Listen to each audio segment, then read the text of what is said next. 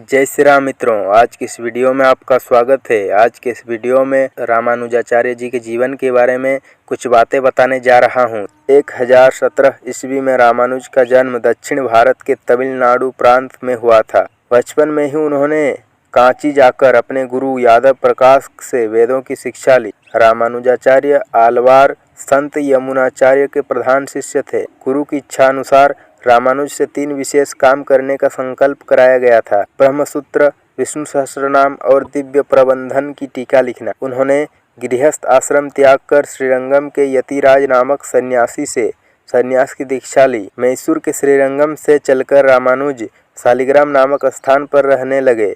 रामानुज ने उस क्षेत्र में 12 वर्ष तक वैष्णव धर्म का प्रचार किया।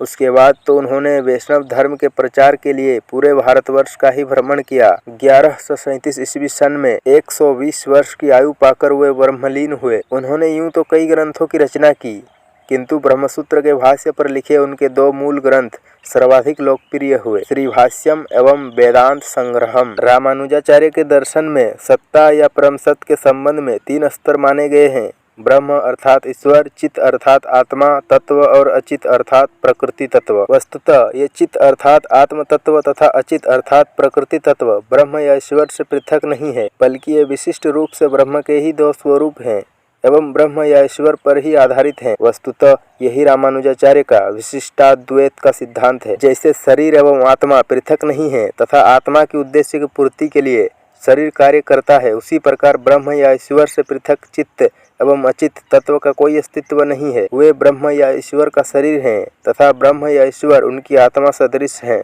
रामानुजाचार्य चरम तत्व को अनंत गुण संपन्न परम पुरुष के रूप में स्वीकार करते हैं। शंकराचार्य ने ब्रह्म या चरम तत्व के निर्गुण परक और सगुण परक द्विविध वर्णन कर एक को पारमार्थिक दृष्टि और दूसरे को व्यवहारिक दृष्टि से कहकर दोनों में वैचारिक भेद किया है। सगुण ब्रह्म की सत्ता औपाधिक तथा जागतिक प्रपंच तक ही सीमित मानी गई है। रामानुज इस वर्गीकरण के पूर्ण विरोधी हैं। उनके अनुसार ब्रह्म के संबंध में एक ही दृष्टिकोण हो सकता है। ब्रह्म में गुणों का बाहुल्य उनके स्वरूप के नानात्व का बोध नहीं कराता, क्योंकि पृथक होते हुए भी समस्त गुण एक ही ब्रह्म में अस्तित्व रखते हैं और उसकी अद्वैतता को हानि नहीं पहुंचाते। जगत के तात्विक परिस्थिति के बारे में वेदांत दर्शन में मायावाद एवं लीलावाद की 2 पृथक एवं पूर्णतः विरोधी परंपराएं रही हैं। इन दोनों परंपराओं में मौलिक भेद सत्ता के प्रति दृष्टिकोण में है। मायावाद यह मानते हैं कि सृष्टि प्रक्रिया का मूल सृजन की चाह है और उस चाह को चरम तत्व ब्रह्म पर आरोपित एवं मिथ्या माना गया है,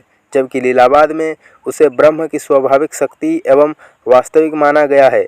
दोनों के अनुसार जगत ब्रह्म की ही अभिव्यक्ति है, पर एक में वह आभास मात्र है जबकि दूसरे में वास्तविक। रामानुज मायावाद का प्रबल प्रतिवाद कर लीलावाद का समर्थन करते हुए जगत के प्रति वास्तवलक्षी दृष्टिकोण अपनाते हैं। वे जगत को उतना ही वास्तविक मानते हैं जितना कि ब्रह्म है, किंतु इस प्रक्रिया में ब्रह्म निर्विकार रहता है। क्रिया शक्ति उसकी सत्ता या स्वरूप में बाधा नहीं पहुंचाती। श्री रामानुजाचार्य के अपने शिष्यों को दिए गए अंतिम निर्देश इस प्रकार हैं: पहला, सदैव ऐसे भक्तों का संग करो जिनका चित्त भगवान के श्री चरणों में लगा हो और अपने गुरु के समान उनकी सेवा करो।